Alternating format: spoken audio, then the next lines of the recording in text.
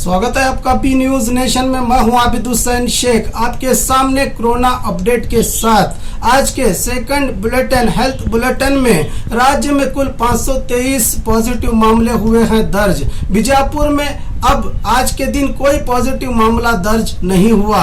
पिछले बार की तरह 41 मामलों में 6 डिस्चार्ज हो चुके हैं और 2 की मौत। इस तरह बीजापुर में 33 पॉजिटिव मामले जिनका इलाज चल रहा है। आज बीजापुर में कोई पॉजिटिव मामला दर्ज नहीं हुआ।